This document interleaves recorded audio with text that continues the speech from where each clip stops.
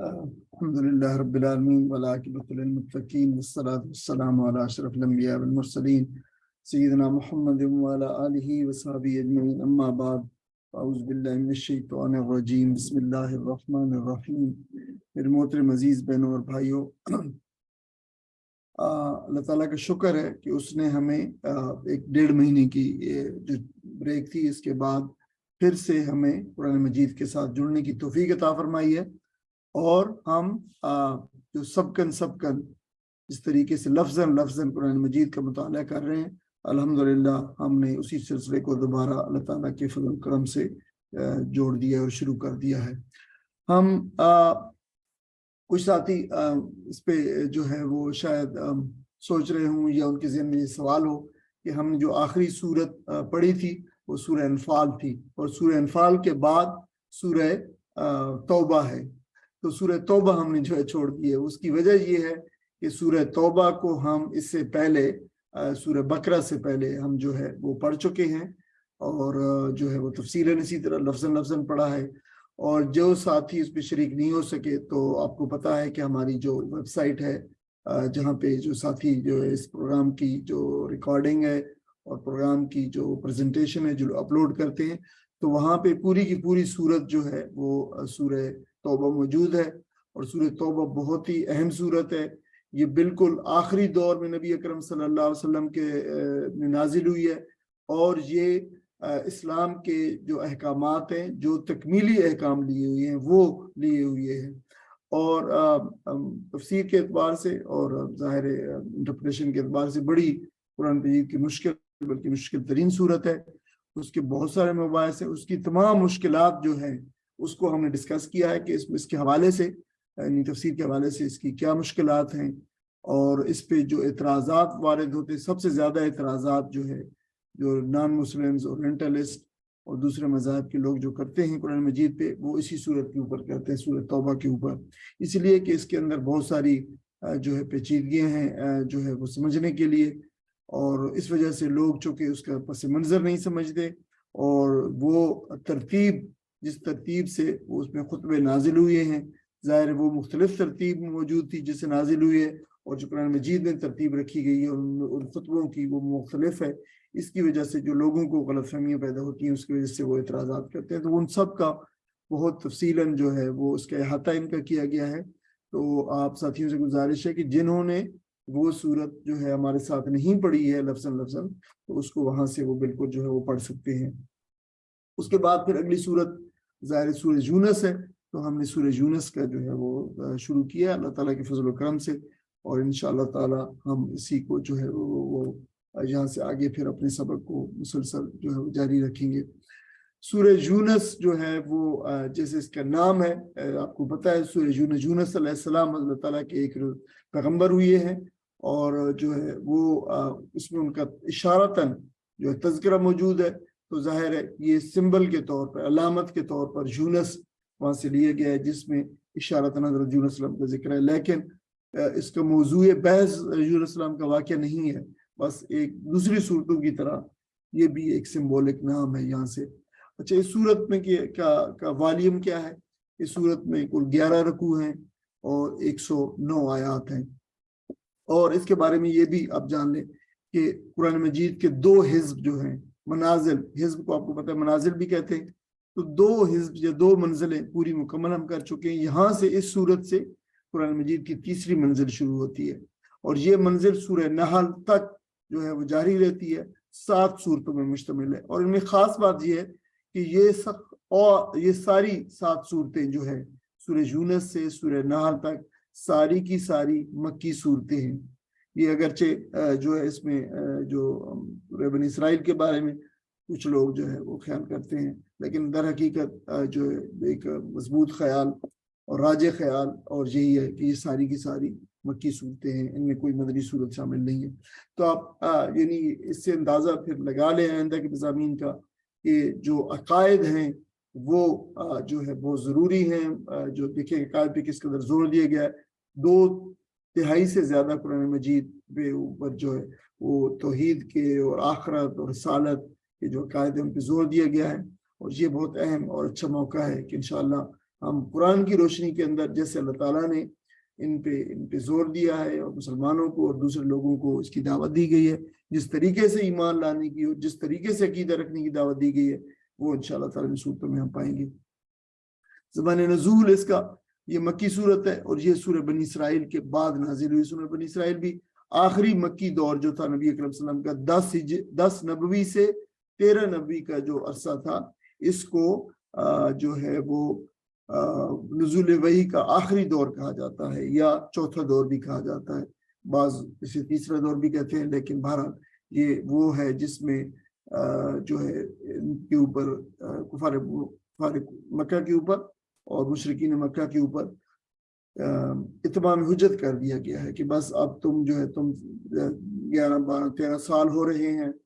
دعوت پہنچا دی گئی ہے، دعوت کا حق ادا کر دیا گیا ہے، اور اگر تم ایمان نہیں لاؤ گے تو پھر اللہ تعالیٰ کا قانون جو حرکت میں آئے گا۔ اس کا ربط کیا ہے، قرآنی ربط کیا ہے؟ اس کا قرآنی ربط اس طرح ہے کہ اس کی جو اگلی صورت ہے سورہ ہود ہے، اور اس کے ساتھ بہت قریبی تعلق ہے صورت کا، یعنی ان کا ایک جوڑا ہے اور ان کا پیر ہے، اور ان کا ایک جو ہے وہ ایک نسبت ہے ان کو جو ہے دو صورتوں میں، اور ان کی وجوہ ہے کہ سورہ یونس میں کل 11 رکوع ہے، اور 11 رکوع میں 2 رکوع جو ہے انبیاء اور رسول سے متعلق ہے، جن میں حضرت نوح علیہ السلام، حضرت موسیٰ علیہ السلام، 2 انبیاء کا ذکر ہے، 2 رسولوں کا ذکر ہے، اور باقی 9 رکوع کے اندر اللہ تعالیٰ کی نعمتوں اور قدرتوں کا ذکر ہے، جسے ہم بار بار پڑھتے چلے آ رہے ہیں کہ حضرت امام شاہ ولی اللہ رحمہ اللہ نے التذکیر بے آلاء اللہ، آلاء کا مطلب ہوتا ہے قدرتیں، نشانیاں، نعمتیں، وہ جو اللہ تعالیٰ نے اس کائنات کے اندر رکھی ہیں، وہ آلاء ہیں، آلاء اللہ، یعنی اللہ تعالیٰ کی نشانیاں، اللہ تعالیٰ کی نعمتیں اور قدرتیں، تو ان کے ذریعے سے تذکیر مراد کی گئی ہے۔ جبکہ سورہ ہود کے اندر اس میں 10 رکوع ہے، کم و بیش اس کا بھی والیوم اس کا بھی اتنا ہی ہے، اس میں 6 رکوع جو ہے انبیاء اور رسول سے متعلق ہے، یعنی رسولوں اور ان کی قوموں کا تذکرہ ہے کہ جنہوں نے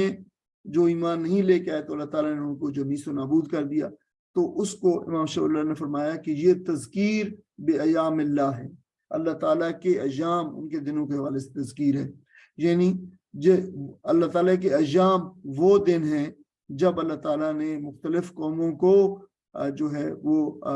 عذاب اس دنیا کے اندر، عذاب استیصال، جب ان کو نیست و نابود کر دیا گیا، اس عذاب کا فیصلہ کیا، تو وہ دن مراد ہے، ان کا ذکر ہے۔ 6 رکوع کے اندر جو ہے یہ انبیاء اور رسول کا ذکر ہے، اور ان میں سے پھر خاص طور پر نوح علیہ السلام کے بارے میں 2 رکوع ہیں، اور جو ہے جو اس اعتبار سے یعنی بڑا کمپریہنسو، دی موسٹ کمپریہنسو جو پوائنٹ ہے، مقام ہے جو قرآن مجید کا، وہ یہی ہے حضرت نوح علیہ السلام کی دعوت اور ان کے قوم کے انجام کے تذکرے کے حوالے سے، اور پھر باقی جو 3 ساڑھے 3 رکوع بنتے ہیں ان میں دوسرے مضامین ہیں جس میں تذکیر بے ایام اللہ ہے۔ تو آپ دیکھ لیں کہ ایک ریسیپروکل جو ہے وہ نسبت ہے،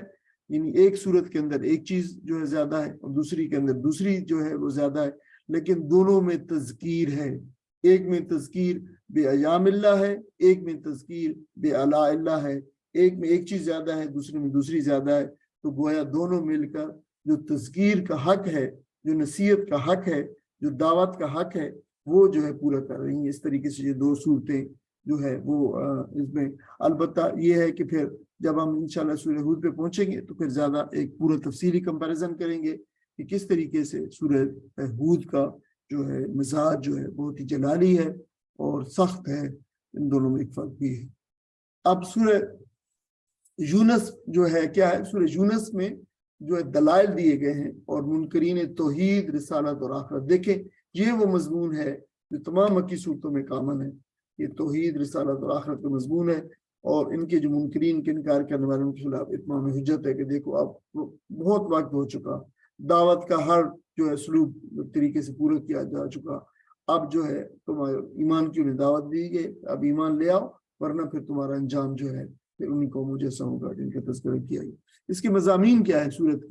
سورت کے مضامین میں ایک قرآن کا سب سے پہلے تو تفصیلی تعارف ہے، شروع کے اندر بھی ہے، درمیان میں بھی ہے، جگہ جا بجا جو ہے یہ پھیلا ہوا ہے، اور قرآن سے متعلق بہت ساری باتیں بتائی گئی ہیں، اللہ کا کلام ہے، یہ برحق ہے، مومنین کے لیے رحمت ہے، یہ کسی مخلوق کا گھڑا ہوا کلام نہیں ہے، تورات و انجیل میں اس کی تصدیق کی گئی ہے، یہ جو لوگوں کے سینوں کے امراض ہیں یعنی جو بہت سارے جو ہے یہ ظاہر اخلاقی امراض بھی اور دوسرے امراض بھی سب کا تذکرہ، ان کے لیے شفا ہے، ایمان والوں کے لیے رحمت ہے. لوگ اب چاہیں تو اس کو قبول کر لیں اور چاہیں تو بے شک اس کو چھوڑ دیں، مسترد کر دیں. لیکن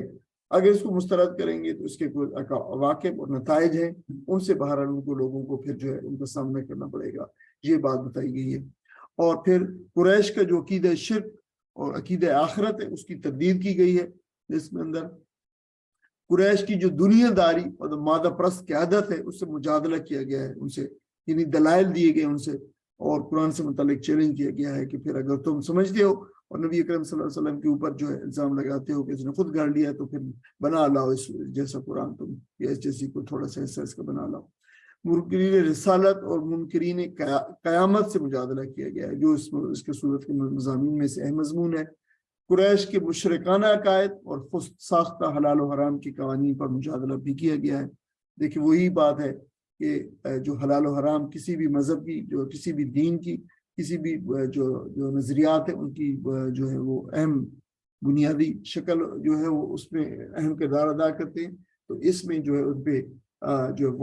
پہ واضح کیا گیا ہے کہ تمہارے جو حلال و حرام کے قاعدے میں کیا مسئلہ ہے اور اسلام کے کیا قاعدے، یہ بات بتائی گئی ہے. قریش کے لیڈروں کو ان کے انجام سے خبرداری کی گئی ہے، اور اس پر پھر قوم نوح اور قوم فرعون کے انجام سے جو ہے وہ دلائل شہادت لائی گئی ہے. نبی اکرم صلی اللہ علیہ وسلم اور مسلمانوں کو آخر میں خطاب کیا گیا ہے اور تلقین کی گئی ہے کہ دیکھیں یہ مخالفین جتنا شور مچا رہے ہیں قرآن مجید کے بارے میں اور نبی اکرم صلی اللہ علیہ وسلم کے بارے میں، اور یہ اعتراضات جو اٹھا رہے ہیں، اس کے بارے میں تمہیں یہ جو کتاب ہے اللہ تعالیٰ کی کتاب ہے، اس کے بارے میں کسی قسم کا شک و شبہ نہیں ہونا چاہیے. یہ کتاب یقینی طور پر اللہ تعالیٰ نے اتاری ہے، تم اسی کی پیروی کیے جاؤ، اسی کتاب کی، اور اس کے اوپر اور اس کے پیغام کے اوپر، اس کے نظریے کے اوپر جو ہے وہ صبر و استقامت کا جو ہے مظاہرہ کرو. یہ اس کے جو مضامین ہیں سورت کے،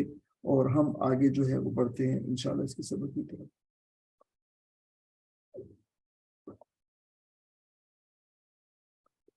الف لام را، آپ کو پتا ہے یہ جو ہے ان کو اسی طرح الگ الگ پڑھا جاتا ہے، اکٹھا لکھا جاتا ہے، لیکن یہ جو ہے الف کو الگ، لام کو الگ، را کو الگ پڑھا جاتا ہے. یہ حروف مقطعات ہیں اور اس کے بارے میں ہم پہلے بھی جو ہے مسلسل بتاتے چلے آ رہے ہیں. ان کے معنی کرنے کی کوئی ضرورت نہیں ہے. نبی اکرم صلی اللہ علیہ وسلم ان کے معنی نہیں بتائے، اور اللہ اور جو مفسرین کا جو ہے کہ یہی ہے کہ اللہ ان کے اگر کوئی معنی ہے تو اس سے جو ہے اس کے معنی کو اللہ تعالیٰ جانتا ہے، اور ہمیں چونکہ اس کے بارے میں کوئی کرنے کی ضرورت نہیں ہے. تل کا آیات، تل کا آیات یہ آیات ہے. اچھا آپ حیران ہوں گے، تل کا عام طور پہ جو لفظ ہوتا ہے وہ دور کے لیے آتا ہے، ہاذا جو ہوتا ہے وہ قریب کے لیے آتا ہے، تل کا جو ہے بعید کے اشارے کے لیے استعمال ہوتا ہے. یہ آیات جی، لیکن اس کا ترجمہ جو ہے کیا گیا یہ آیات. جب جو ہے یعنی قرآن مجید کی بات ہو رہی ہے تو قرآن مجید تو قریب میں ہے، یہ ہے اسی قرآن مجید کی بات ہے، تو تل کا لانے کا جو ہے ایک اسلوب یہ ہے کہ جو ہے اس میں ظاہر ان آیات کی طرف اور قرآن مجید کی آیات کی طرف جو ہے اس کی عظمت اور اس کے عظیم مرتبے کی طرف جو ہے وہ کیا گیا ہے. یہ ویریشن جب بھی جو ہے یہ آتی ہے، یعنی آنا تو حاضر چاہیے تھا، تو اگر اس کی جگہ پہ تل کا آئے تو پھر اس سے زیادہ امپورٹنس دینا یا خاص ایک جو ہے اس میں جو ایمفیسس ہوتا ہے وہ دینا مراد ہوتا ہے. جب بھی جو ہے وہ ویریشن جو ہے نورم سے زیادہ ویریشن جب آتی ہے، مختلف آتی ہے، تو پھر اسے یہ مراد ہوتا ہے. یہ آیات ہیں وہ، یعنی یہ آیات ہیں، بڑی ان کی اہمیت ہے. آیات الکتاب الحکیم، کتاب حکیم کی آیت ہے، حکمت والی کتاب کی آیت ہے. کانا، کانا، جو ہے الگ لفظ ہے، کانا الگ لفظ ہے. جو حرف استفہام ہے، سوالیہ ہے، کیا تھے لوگ یا ہیں لوگ، للناس سے لوگوں کے لیے ہے کیا، یہ عجبا یہ عجیب ہے بات کیا یہ لوگوں کے لیے. اور یہ استفہام انکاری ہے. اس کا مطلب یہ ہوتا ہے کہ یہ بات جو بتائی جا رہی ہے ایسی نہیں ہے، بلکہ اس کے برعکس ہے بات. تو اس استفہام کو، اس سوالیے کو، تو ہم جب کہتے ہیں نا لوگوں سے اپنی زبان میں کیا ایسا نہیں ہے یہ سوال ہے، اس سے یقینی طور پہ مراد ہوتا ہے کہ کہنے والے کی مراد ہے ہاں یقیناً ایسا ہی ہے. تو یہ اس استفہام کو، اس سوال کو استفہام انکاری کہا جاتا ہے. کیا ہوا لوگوں کے لیے عجب، یعنی کیا لوگوں کے لیے عجب بات ہے یہ، ان کے اوحینا، اوخا جو ہے وہی کرنا، باب جو ہے فعال ہے، فورتھ فارم آف دا ورب جو ہوتے اوخا یوخی اہان وہی کرنا. نہ ہم نے کیا ہم نے وہی کیا الی رجل ایک شخص کی طرف منہم ان میں سے ایک شخص کی طرف ہم نے وہی کی. اور شخص سے مراد تو ویسے تو انسان ہی ہوتا ہے لیکن جہاں سے مراد ہے نبی اکرم صلی اللہ علیہ وسلم کی یعنی آپ کی طرف ہم نے وہی کی ان میں سے انذرا الناس کہ وہ انذار کرے لوگوں کو خبردار کرے لوگوں کو. انذر ینذر انذارا یہ اردو میں استعمال ہوتا ہے انذار لہٰذا اس کی لیکن آپ کو پتہ ہونا چاہیے کہ یہ باب فورتھ فارم جو ہے ورب ہے باب افعال ہے جس کے معنی خبردار کرنا اور اردو میں استعمال ہوتا ہے. وبشر الذین اور تو خبردار کر لوگوں کو وبشر اور لوگوں کو بشارت دے الذین آمنوا لوگوں کو جو ایمان لائے ان کو ان لہم ان کے لہم ان کے لیے ہے قدم صدق. اب دیکھیں قدم جو ہوتا ہے یہ قدم کے معنوں کے اندر ہوتا ہے پاؤں کے معنی اس کے ہوتا ہے درجے کے بھی ہوتے ہیں رتبہ مرتبہ بھی ہوتا ہے. صدق سچا یعنی سچا رتبہ سچا آپ کہہ لیں کہ جو مرتبہ ہے واقعی بلند جو فضیلت کا مقام ہے یہ سارے اس سے مراد ہوتے ہیں. پھر صدق اور سچائی خیر خلوص سارے ہوتے ہیں. قدمہ صدق کے معنی جو ہے پھر بلند مرتبہ بھی کیا گیا فضیلت کا مقام بھی ہے کہ ان کے لیے ہے ان لوگوں کے لیے پھر سچائی کا رتبہ ہے ظاہر ایسا رتبہ جس میں عزت ہے بلندی ہے اور لازوال سرفرازی نعمت ہے وہ ساری چیزیں ہیں اللہ تعالیٰ کی طرف سے. عند ربہم ان کے رب کے پاس سے. قال الکافرون تو کافروں نے کہا ان ھذا نہیں ہے یہ اچھا نہیں یہ جو ان ہے یہ نہیں اس معنوں میں ہے کہ ان ھذا سوری ان بے شک ھذا یہ ہے یقیناً یہ ہے لساحر مبین. لام مفتوح ہے پہلے اور یہ لام جو ہے ایمفیسس کا لام ہوتا ہے ایمفیٹک لام کہتے ہیں. یقیناً یہ سحر ہے جادو ہے مبین کھلا ہوا بالکل ایک کھلا جو ہے یہ جادو ہے. اور ساحر ہے یہ ساحر جو ہے جادوگر کو کہتے ہیں تو سحر جادو کو کہتے ہیں. تو یقیناً یہ کھلا جادوگر ہے. نبی اکرم صلی اللہ علیہ وسلم کے بارے میں یہ کہتے تھے اور اس سے پہلے ساحر اس سے پہلے لام توکید لام تاکید ہے. ساتھ ہی اس کا ترجمہ پڑھ دیں. یہ اس کتاب کی آیات ہیں جو حکمت دانش سے لبریز ہے. کیا لوگوں کے لیے یہ ایک عجیب بات ہو گئی کہ ہم نے خود انہی میں سے ایک آدمی کو اشارہ کیا ہے کہ غفلت میں پڑے ہوئے لوگوں کو چونکا دے اور جو مان لے ان کو خوشخبری دے دے کہ ان کے لیے ان کے رب کے پاس سچی عزت و سرفرازی ہے. کیا یہی وہ بات ہے جس پر منکرین نے کہا کہ یہ شخص تو کھلا جادوگر ہے؟ جزاک اللہ خیر. اب اس میں جو ہے قرآن کی عظمت اور حکمت کا بیان کیا گیا شروع کے اندر بھی ہے اور پھر اس کے بعد بھی ہے. قرآن مجید کے لیے دیکھا کہ آپ اس میں اللہ تعالیٰ نے جو ہے وہ حکیم کا لفظ استعمال کیا ہے اور یہ اس بات کی طرف اشارہ ہے کہ جو قرآن ہے جو قرآنی آیات ہیں یہ بڑی مستحکم ہیں نظم و ضبط اور حساب کتاب کی حامل ہیں اور ہر قسم کے باطل سے اور فضول باتوں سے اور لاجانی باتوں سے حضل گوئی جسے ان سے یہ دور ہیں. اور قرآن جو ہے سراسر حق ہے حق کی سوا جو ہے یہ کچھ نہیں ہے اور حق کے راستے کی طرف جو ہے یہ دعوت دیتا ہے. اچھا حکیم کے دوسرے معنی بھی جو ہے ہوتے ہیں اور کیے گئے ہیں یعنی حکیم یہاں حاکم کے معنوں میں بھی ہے یعنی قرآن مجید اعتقادات میں حاکم ہے یعنی جتنے بھی عقیدے ہیں ان کے اندر حاکم ہے اور حق کو باطل سے علیحدہ کرنے والا ہے اور صحیح اور غلط کو جو ہے جدا کرنے والا ثواب و خطا کو جدا کرنے والا ہے. پھر حکیم جو ہے محکم کے معنوں میں بھی استعمال ہوا ہے یہ بھی اسی سے یہ دیکھیں یہ سارے لفظ جو حکیم اور حاکم اور محکم یہ سب کا مادہ جو ہے ایک ہی ہے لہٰذا یہ سب الفاظ کے اوپر اس کا اطلاق ہوتا ہے. یعنی قرآن مجید اتنا محکم ہے اتنا فوم ہے کہ صدیاں گزر جانے کے باوجود بھی اس میں کسی طرح کی تحریف اور رد و بدل نہیں ہو سکا ہے اور نہ ہو سکے گا. تو ان سب معنوں کے اندر قرآن مجید جو ہے حکیم ہے اور محکم ہے. اور قرآن مجید کے متعلق یہ اعلان نبی اکرم صلی اللہ علیہ وسلم پر اعتراضات کے جواب میں دیا گیا ہے کہ ان سب اعتراض کے جواب تو دیے جائے گا جو تم کہہ رہے ہو یعنی کفار مکہ لیکن قرآن مجید کے پہلے متعلق یہ جان لو کہ یہ کتاب حکیم ہے اور اس کی ایک ایک آیت کے اندر جو ہے حکمت کے خزانے بھرے ہوئے ہیں اور اس کے جو پیش کردہ نظام ہے اور قوانین ہے وہ ہر طرح کے تضادات سے پاک ہے. آپ دیکھتے ہیں کہ اگر کوئی 20-25 جو ہے پیج کا ایک ڈاکومنٹ ہو اور اس میں مختلف قسم کے جو ہے وہ ٹاپک ہوں تو ان کے اندر بڑی انٹر کنٹرڈکشن ہوتی ہے اور تضادات ہوتے ہیں. لیکن دیکھیں گے کہ پورا زندگی کا نظام ہے اس کے اندر, نظام اخلاق ہے اور نظام معیشت ہے اور نظام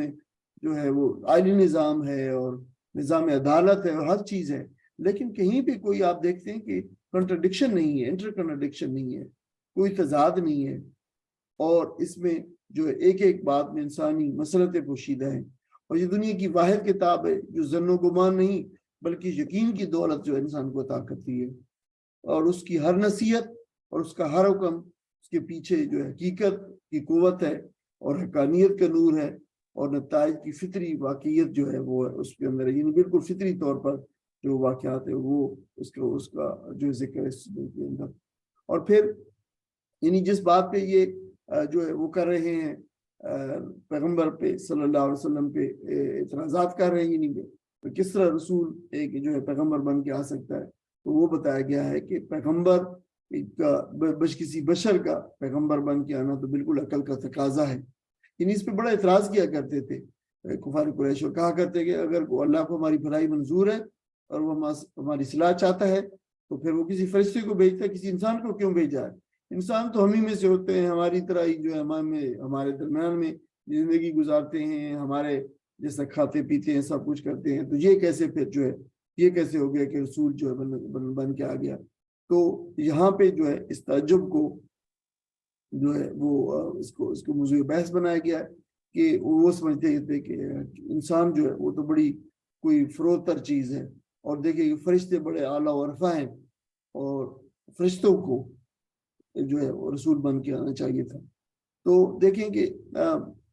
یہ جو بات ہے یہ اللہ تعالیٰ نے تو بہت ساری جو ہے وہ دوسری مخلوقات کو بھی کھڑا کیا ہے, لیکن اب دیکھیں تو جو پاکیزگی اور تقدس کے اعتبار سے جو ہے ظاہر ہے فرشتوں کے مقابلے میں تو انسان کی زیادہ اللہ تعالیٰ نے اس کو جو اہمیت دی ہے. اور یہ لیکن جو جس قسم کی جو اعتراض اور جسم کی جو ہے وہ آپ کہہ سکتے ہیں کہ خلجان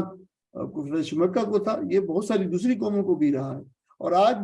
کل دیکھیں کہ جو پیچھے ہمارے ماضی قریب کے اندر بھی جو ہندوستان پاکستان کے اندر بہت بڑی یہ بحث رہی ہے کہ دیکھیں کہ ایک بشر کس طرح رسول بن کے آ سکتا ہے. اس کے پیچھے بھی یہی تھا کہ دیکھیں وہ سمجھتے تھے کہ شاید بشر کا ہونا جو ہے کوئی فروتر بات ہے, حالانکہ ایسی بات نہیں ہے. اللہ تعالیٰ نے جتنی بھی مخلوق پیدا کی ہے, یعنی وہ فرشتے ہیں, حیوان ہیں, انسان ہیں اور جنات ہیں, ان میں سے حیوان کو تو نکال دے کہ وہ غیر مکلف مخلوق ہے, اور جنات اور فرشتوں کو پھر آپ کو بتایا کہ حضرت آدم علیہ السلام جو ریپرزینٹیٹیو تھے انسانوں کے, تو ان کو سجدہ کرنے کا حکم دیا کہ جو ہے, اور یہ اس بات کا اعلان تھا کہ ان مخلوقات میں سے انسان جو ہے وہ ایک برتر مخلوق ہے. اور اس سے بڑھ کر پھر حماقت کی بات اور کیا ہوگی کہ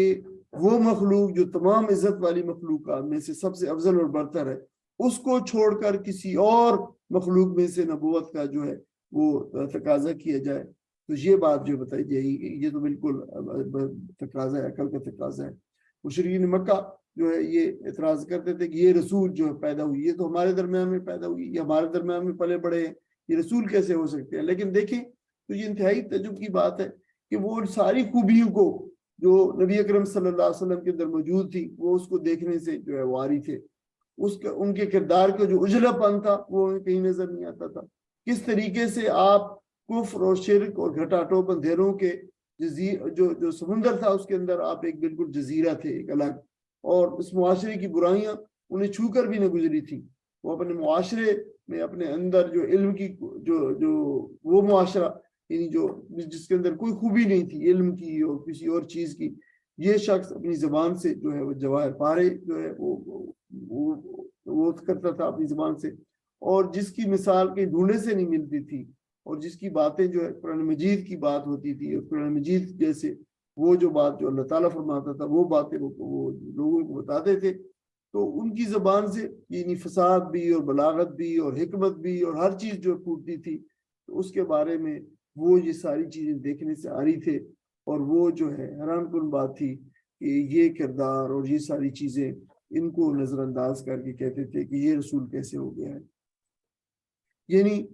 وہ ان کو نبی اکرم صلی اللہ علیہ وسلم کو جو جادوگر کہتے تھے، اور یہ دیکھنے سے آ رہی تھے کہ کیا یہ شخصیت اور یہ اجلا کردار کیا کسی جادوگر کا ہو سکتا ہے۔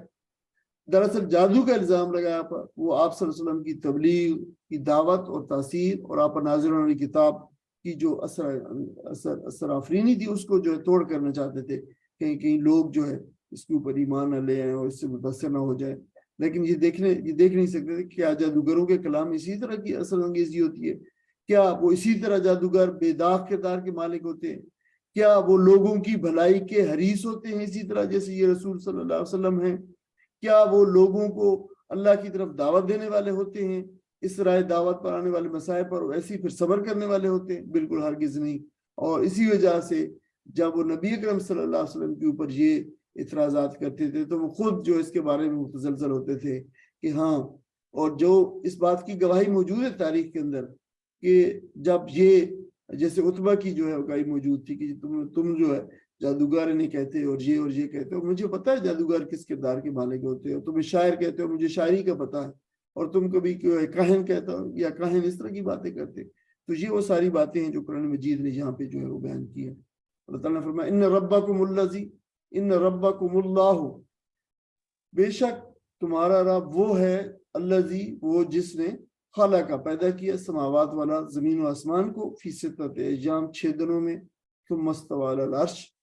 اور پھر وہ متمکن ہوا عرش کے اوپر۔ استوا جو ہے استوا یستوی استوا جلوہ گر ہونا، قرار پکڑنا، قائم ہونا، اور یہ مضمون پورے کا پورا سورہ سے پہلے چھٹی جو سورت ہے اس کے اندر سورہ انعام کے اندر آ چکا ہے اس پورے کا پورا۔ جو دبر الامر وہ تدبیر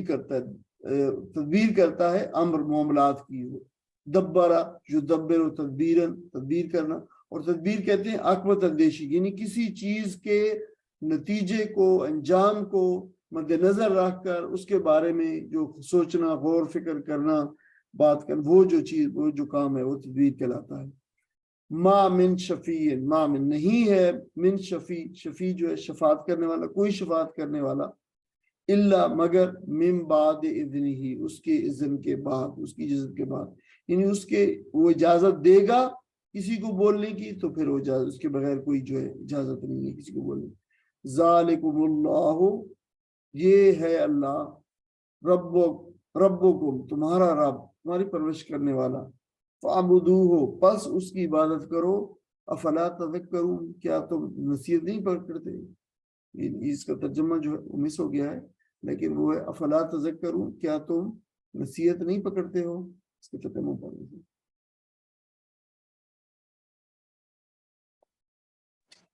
حقیقت یہ ہے کہ تمہارا رب وہی خدا ہے جس نے آسمانوں اور زمین کو 6 دنوں میں پیدا کیا، پھر تخت حکومت پر جلوہ گر ہوا اور کائنات کا انتظام چلا رہا ہے۔ کوئی شفاعت سفارش کرنے والا نہیں الا یہ کہ اس کی اجازت کے بغیر شفاعت کرے، یہی اللہ اس کی اجازت کے بعد شفاعت کرے، یہی اللہ تمہارا رب ہے، لہٰذا تم اسی کی عبادت کرو، پھر کیا تم ہوش میں نہ آؤ گے؟ جزاک اللہ۔ یہ باطل ان کے باطل عقائد کی تردید کی گئی ہے، اور اس میں دراصل آپ دیکھیں تو توحید الوہیت کا ذکر ہے، اللہ تعالیٰ کی توحید یعنی الہ ہونے کا، اور ساتھ ساتھ پھر اللہ تعالیٰ کے رب ہونے کا یعنی ربوبیت کا بھی جو ہے وہ ذکر ہے، دونوں کا جو ہے وہ ذکر کیا گیا ہے ساتھ میں، اور ان تمام عقائد کا رد کیا گیا ہے جن کی روح سے لوگ جو ہے اللہ تعالیٰ کو تو مانتے ہیں کہ ٹھیک ہے اس نے پیدا کیا، پھر اس کے بعد مگر وہ کہتے ہیں کہ وہ مگر جو ہے وہ پھر اس سے لا تعلق ہو گیا کائنات سے، اور پھر اس کا کوئی لینا دینا نہیں ہے، یا پھر جو ہے اس کی جو صفات ہیں رب ہونے کی ان کو جو ہے مانتے ہیں اپنے معبودوں کے اندر، دیوی دیوتاؤں کے اندر، پروہتوں کے اندر، پیروں کے اندر، ان کو بھی متصرف کرتے ہیں کہ دیکھیں یہ بھی کائنات میں جو اللہ تعالیٰ جس طریقے سے کائنات کا انتظام کر رہا ہے تو یہ بھی اس کے انتظام میں کسی طریقے سے شریک ہے، یا یہ بھی ہے کہ یہ اللہ تعالیٰ کے اوپر جو ہے یہ کچھ تصرف رکھتے ہیں کہ اللہ تعالیٰ اگر یہ بات اللہ تعالیٰ کو کہہ دیں تو اللہ تعالیٰ ان کی جو ہے وہ بس لازمی مان کے رہے گا، اور اللہ تعالیٰ جو ہے اس کے بغیر کوئی چارہ نہیں ہوگا۔ تو یہ اس طرح کے جو نظریات رکھنا ہے یہ شرکی عقائد ہے، اور ان کی دیکھیں یہاں پہ جو ترتیب کی گئی۔ پھر بتایا کہ اللہ تعالیٰ نے زمین و آسمان کو پیدا کیا ہے، یعنی عدم سے وجود میں بخشا ہے، اس سے پہلے کوئی چیز نہیں تھا، جسے کریشن ایکس نیہلو کہتے ہیں کہ کوئی چیز پہلے وجود میں نہیں تھی اس کا، پھر اللہ تعالیٰ نے اس کو وجود بخشا اور کائنات کو پیدا جو ہے کر کے پھر وہ اس سے بے تعلق نہیں بیٹھ گئے، بلکہ اس بات کی جو ہے خصوصی طور پہ ذکر فرمایا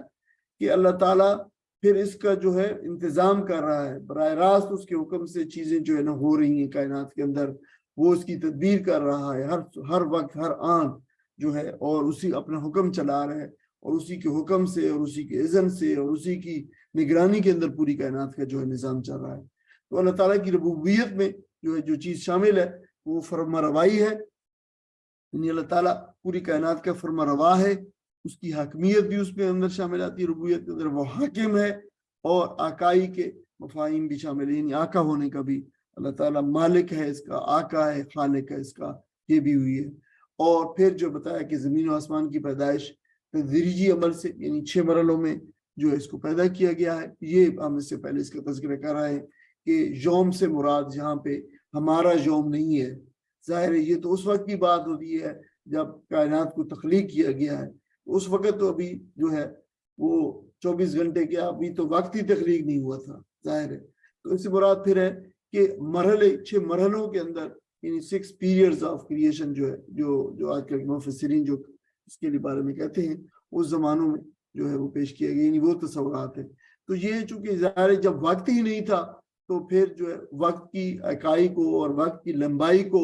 جو میئر کرنا اور اس کے بارے میں کوئی حکم لگانا اور کوئی جو ہے تعبیر پیش کرنا کہ محض جو ہے ظن و گمان ہوگا،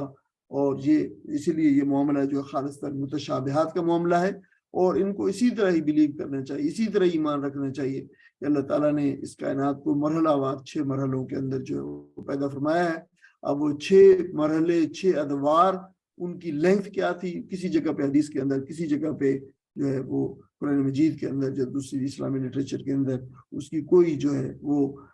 اس کا تذکرہ نہیں ہے۔ ظاہر ہے یہ انسان کی ہدایت کے حوالے سے بالکل irrelevant بات ہے کہ جو ہے لاکھ کروڑوں یا کروڑوں سال یا اربوں سال کے اندر اگر وہ کیا جائے، اس سے یہ ظاہر ہے یہ جو ہماری ہدایت کا سامان ہے اس سے متعلق یہ بالکل غیر متعلق بات ہے، اسی لیے اس کی کوئی تفصیل نہیں بتائی گئی ہے۔ پھر دنیا کی تدبیر و انتظام میں کسی دوسرے کا یعنی دخیل ہونا تو درکنار، یعنی اللہ تعالیٰ کے ہاں جو ہے کوئی سفارش بھی نہیں کر سکے، کوئی بول بھی نہیں سکے گا، یعنی فیصلہ اس کو تو جو لوگ سمجھتے ہیں کہ وہ مجھے بچا لے گا، وہ بچا لے گا، وہ پکڑ کے مجھے جنت میں لے جائے گا، تو یہ تو بتایا گیا کہ وہاں پہ تو اللہ تعالیٰ کے حضور تو کوئی بول بھی نہیں سکے گا، یعنی بول بھی زیادہ سے زیادہ کوئی کسی کے بارے میں دعا جو ہے وہ کر سکے گا، تو وہ بھی تب ہوگا جب اللہ تعالیٰ جو ہے اجازت دیں گے، اور وہ بھی پھر جو ہے اللہ تعالیٰ کی اس کو تسلیم کرنا اور دعا کو قبول کرنا یا نہ کرنا بھی اللہ تعالیٰ کی مرضی پہ جو ہے منحصر ہے۔ تو آپ دیکھیں کہ صحیح عقیدہ جو ہے اس بارے میں یہ ہے، جب کائنات میں فرما روائی اور حاکمیت اور آقائی اللہ کی ہے تو پھر فرمایا کہ اسی کی بندگی کرو، فاعبدوہ، اسی کی بندگی کرو، اور بندگی کے اندر بھی یہی چیزیں، یہی مضامین شامل ہے، یعنی بندگی عبودیت کے اندر بھی یہی 3 چیزیں شامل ہے کہ جو ہے احکام پہ چلو، تو اس خدا کے احکام پہ جس نے تمہیں پیدا کیا ہے اسی کو اپنا آقا تسلیم کرو،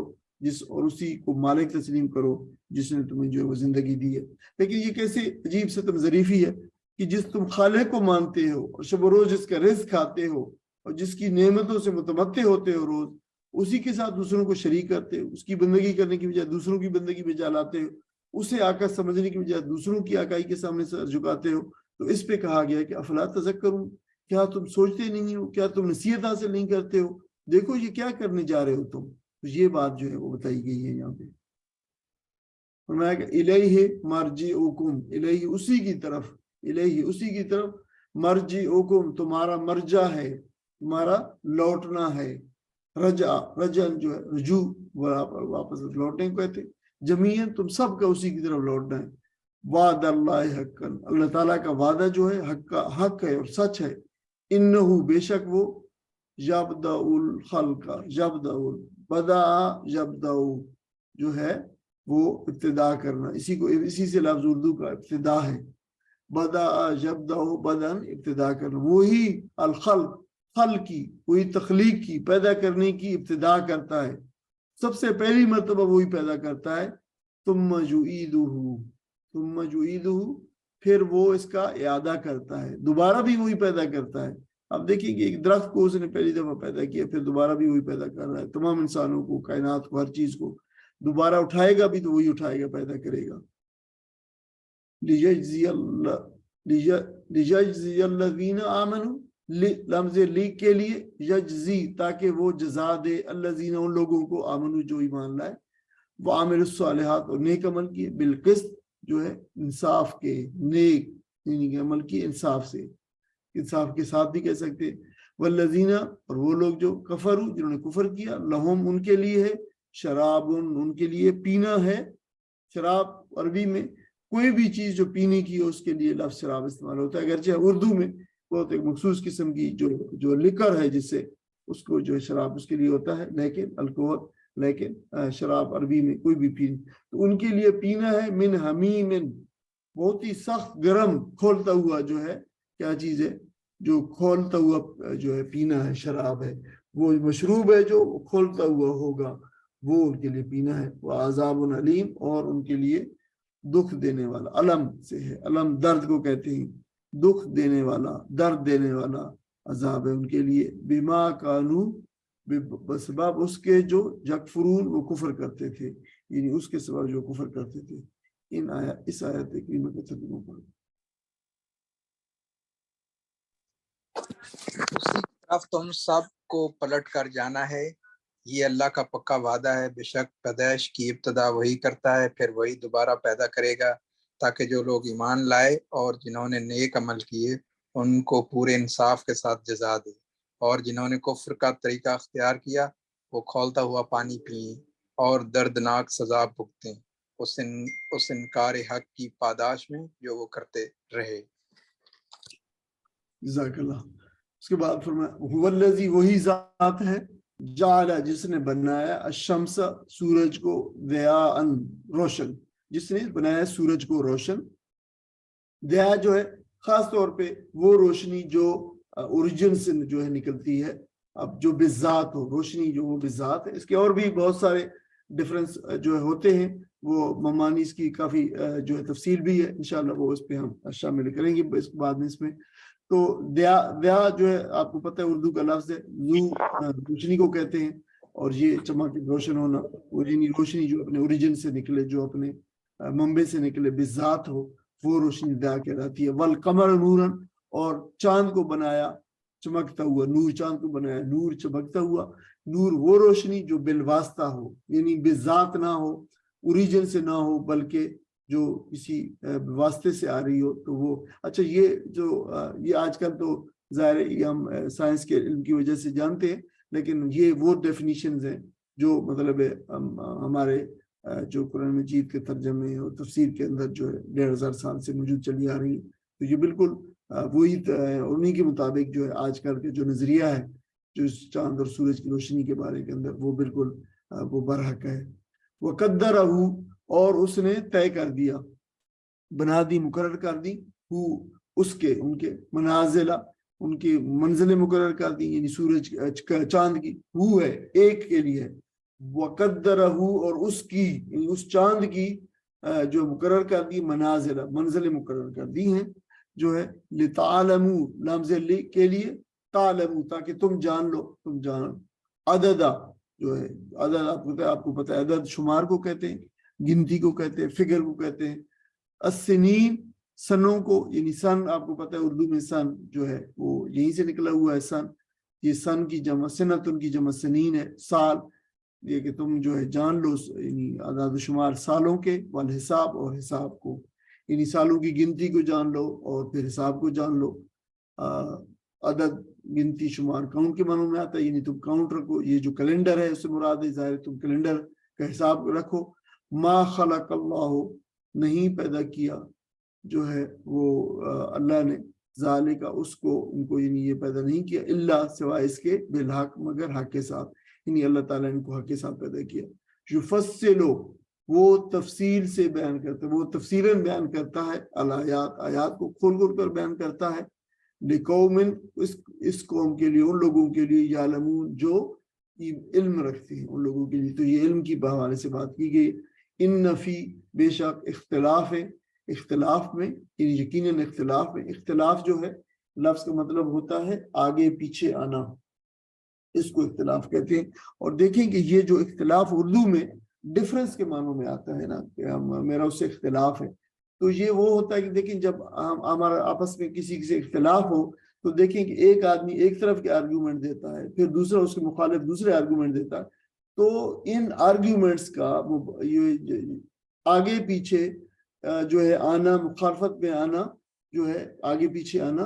تو وہ اس وجہ سے وہ اختلاف کہلاتا ہے. وہی یہیں پہ اس کا اصل معنی ہے آگے پیچھے آنا, یعنی مختلف ہونا. ایک چیز آگے آتی ہے پھر اس کے پیچھے دن آ رہا ہے, اس کے پیچھے رات آ رہی ہے, اس کے پیچھے اس طریقے سے آگے پیچھے آنا. تو یہ وہ اختلاف ہے دن کا اور رات کا. ان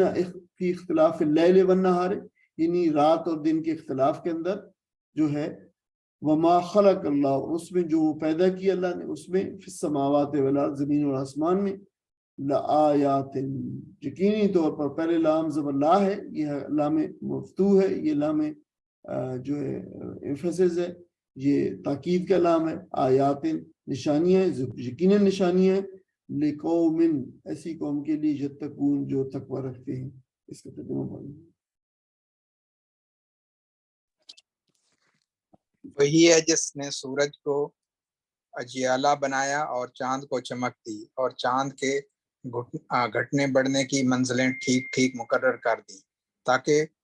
اس سے برسوں اور تاریخوں کے حساب معلوم کرو. اللہ نے یہ سب کچھ کھیل کے طور پر نہیں بلکہ بامقصد ہی بنایا ہے. وہ اپنی نشانیوں کو کھول کھول کر پیش کر رہا ہے ان لوگوں کے لیے جو علم رکھتے ہیں. یقیناً رات اور دن کے الٹ پھیر میں اور ہر اس چیز میں جو اللہ نے زمین اور آسمانوں میں پیدا کی ہے نشانیاں ہیں ان لوگوں کے لیے جو غلط بینی اور غلط روی سے بچنا چاہتے ہیں. جزاک اللہ خیر. یہ آپ دیکھیں گے مظاہر قدرت کا ذکر ہے, یعنی یہ دیا قمر اور جو شمس اور قمر کا ذکر ہے, تو قدرت سے یعنی مظاہر قدرت جو نیچرل فینومیناز ان میں سے قدرت الہی اور ربوبیت الہی پر استدلال کیا گیا ہے. اور پہلے بتایا کہ اللہ تعالیٰ نے سورج کو فروزاں کا مطلب ہے کہ سورج کو بالکل روشن بنایا ہے, اور چاند کو تاباں ہونا. ظاہر ہے یہ لفظ جو ہے آپ کو پتا ہے تاباں ہونا, جو چیز چمکتی ہوئی ہے. نبی اکرم صلی اللہ علیہ وسلم کے چہرے مبارک کے لیے ماہ تاباں کا لفظ استعمال ہوتا ہے, چمکتا ہوا جو ہے جو چہرہ, ظاہر ہے وہ لفظ چاند کا تاباں ہونا بھی ہے, یعنی وہ بھی چمکتا ہوا ہے. تو یہ اہل زمین کے لیے تدبیر کی ہے اللہ تعالیٰ نے, اور اس کی ربوبیت کے بھی جلوائی ہے. اللہ تعالیٰ کی تدبیر یہ کی ہے کہ اس کے یہ فوائد ہیں ان کے دونوں کو, جو زمین سے قریب میں ایک خاص زمین سے جو فاصلہ ہے اس پہ سورج کو رکھ دیا, اور ایک بالکل تھوڑا سا فاصلہ ہے جس پہ چاند کو رکھ دیا, اور دونوں کے لیے جو ہے اس کے فوائد بنائے ہیں. اور پہلے یہ جان لیں کہ سورج اور چاند کی روشنی کے لیے ضیاء اور نور کے الفاظ آئے, تو ان کے میں فرق دیکھ لیں. پہلے سورج میں جو جلنے کا عمل جو ہو رہا ہے, آپ کو پتا ہے کہ یہ ہیلیم گیس وہاں پہ بہت تیزی سے جل رہی, کمبسشن کا عمل ہو رہا ہے, تو اس سے جو روشنی پیدا ہو رہی ہے اس کے لیے ضیاء کا لفظ استعمال ہوا ہے. اور اگر روشنی میں پھر اس کا ہمارا لغت کے اعتبار سے جو علماء نے, ہمارے علماء اسلام نے, علماء لغت نے, فاسیر نے جو معنی مقرر کیے ہیں کہ اگر روشنی میں چمک ہو, یعنی روشنی کے ساتھ پھر حرارت بھی ہو اور تپش بھی ہو اور سرخی بھی ہو, تو وہ ضیاء کہلاتی ہے. یہ ساری چیزیں جو اگر ہوں تو وہ ضیاء ہے. اور اگر یعنی منعکس ہو کر آنے والی جو روشنی ہے اس کے لیے نور کا لفظ استعمال کیا گیا ہے. یعنی اگر روشنی کے اندر, روشنی میں یعنی جو روشن اس کی آتی ہے, نور ہو گیا, روشنی اور چمک تو ہو لیکن حرارت اور تپش اور سرخی نہ ہو, تو وہ روشنی جو ہے نور کہلاتی ہے. یہ بتایا گیا ہے. اور پھر چونکہ نور اور نار کا بھی ایک ہی مادہ ہے, تو یہ بھی جان لینا چاہیے کہ اگر روشنی کا عنصر بہت نسبتاً کم ہو اور حرارت اور تپش اور سرخی کا عنصر بہت زیادہ ہو, تو وہی چیز جو ہے وہ نار کہلاتی ہے. پھر تو یہ دیکھیں کہ یہ پھر ضیاء اور نور اور نار کا جو ہے یہ فرق ہے. تو یہ ایک ٹیکنیکل چیز ہے جو اس کا ذکر آتا رہتا ہے, اس لیے یہ اس کے بارے میں یہ بات جان لیں. اب جو ہے دیکھیں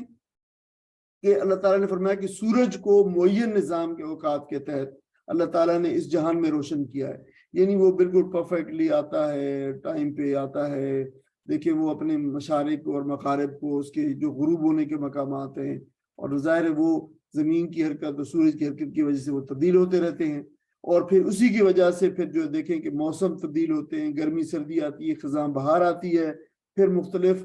کس طریقے سے فصلوں کے اوپر جو ہے رز انداز ہوتا ہے, مختلف قسم کی فصلیں پیدا ہوتی ہیں, اور وہ بالکل پرفیکٹ فاصلہ ہے اس کی جو روشنی ہے وہ فصلوں کے لیے اور زندگی اور اس روئی زمین کے اوپر جو ہے ضروری ہے, جو ہماری حیات ہے اور زندگی اس کے لیے, اس سے جو ہے زندگی افزائش پذیر ہوتی ہے, یہ بہت ضروری ہے.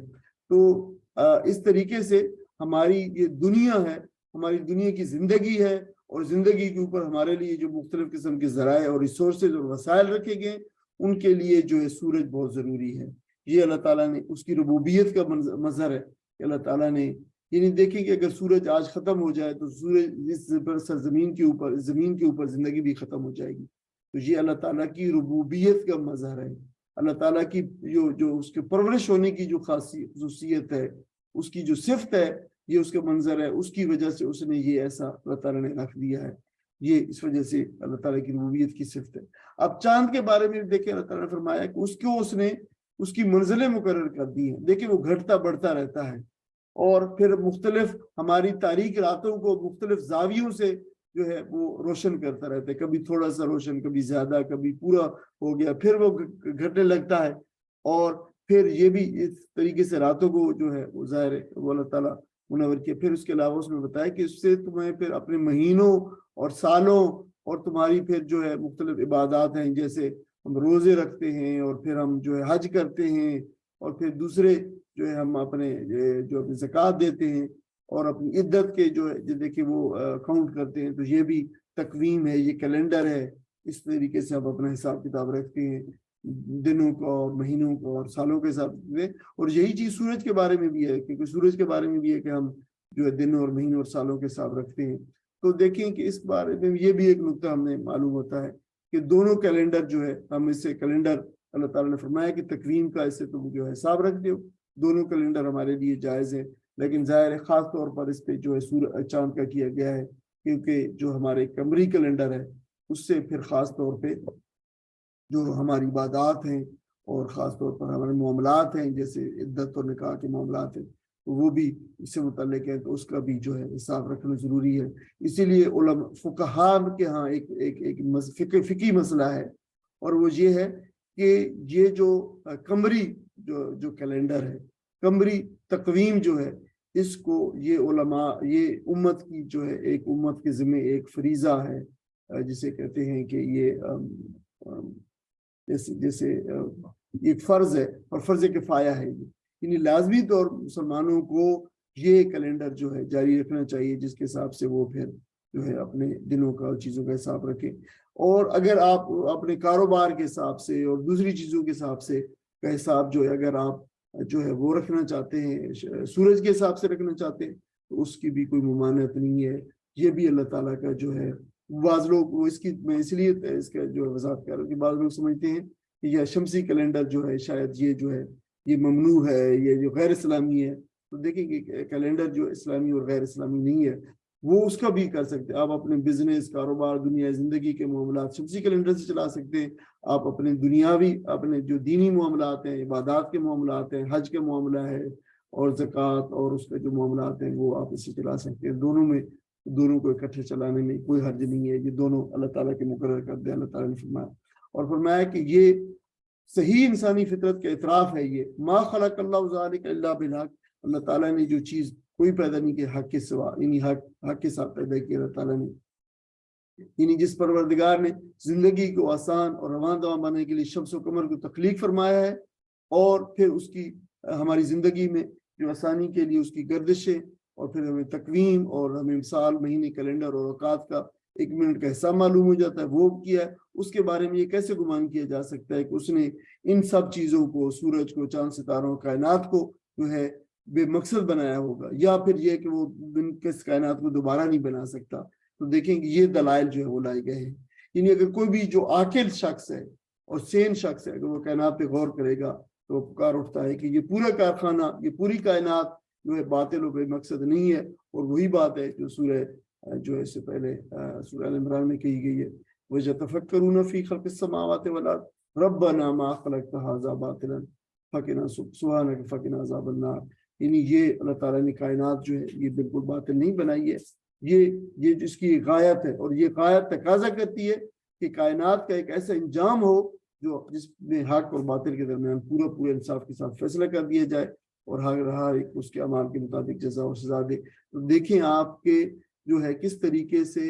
आखरत के अकीदे को जो है उस पर इस्तदलाल किया गया है सूरज और चांद और इसके जो है इसके साथ, तो ये बात बताई गई है। और जहाँ पे हम इस अपने सबक को इख्तिताम करते हैं, तो इंशाअल्लाह ताला इसमें कुछ इजाफी मवाद भी जो है होगा, ज़रा आप देखें कुछ इसमें मवाद आए हैं, तो इंशाअल्लाह ताला वो भी, और इस 6 आयात का जो पूरा खुलासा है वो भी इंशाअल्लाह हम इसमें आखिर में शामिल करेंगे। वाखिर दावाना अल्हम्दुलिल्लाहि रब्बिल आलमीन।